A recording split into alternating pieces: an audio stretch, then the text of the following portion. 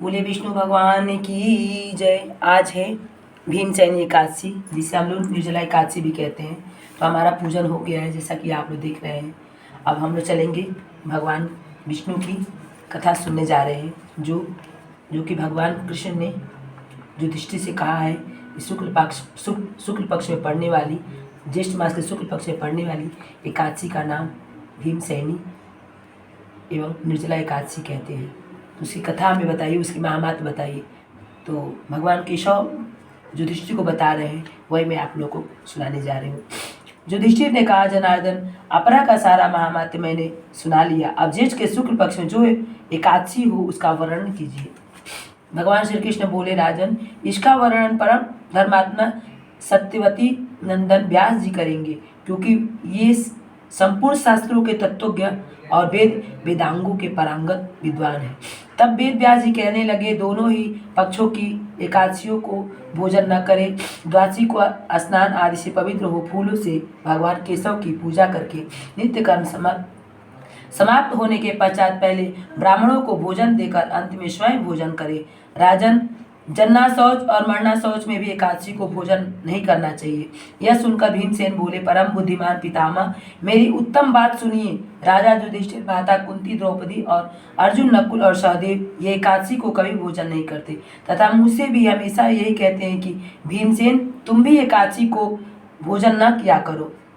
किंतु मैं इन लोगों से यही कह दिया करता हूँ कि मुझसे भूख नहीं सही जाएगी। भीमसेन की बात सुनकर व्यास जी ने कहा, यदि तुम्हें स्वर्ग लोक की प्राप्ति अभीष्ट है और नरक को दूषित समझते हो तो दोनों पक्ष एकादशी को भोजन न करना। भीमसेन बोले, महाबुद्धिमान पितामह, मैं आपके सामने सच्ची बात कहता हूँ। एक बार भोजन करके भी मुझसे व्रत नहीं किया जा सकता, फिर उपवास करके तो मैं रह ही कैसे सकता हूँ। मेरे उदर में वृक्क नामक अग्नि सदा प्रज्वलित रहती है, अतः जब मैं बहुत अधिक खाता हूँ तभी यह शांत होती है। इसीलिए महामुनि, मैं वर्ष भर में केवल एक ही उपवास कर सकता हूँ, जिससे स्वर्ग की प्राप्ति सुलभ हो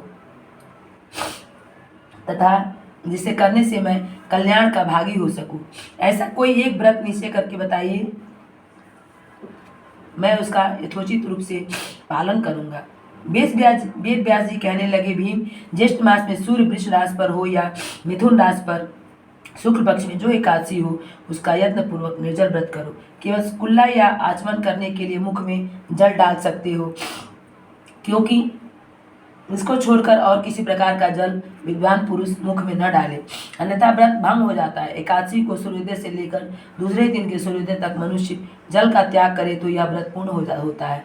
तदनंतर द्वादशी को निर्मल प्रभात काल में स्नान करके ब्राह्मणों को विधि पूर्वक जल और सुवर्ण का दान करे।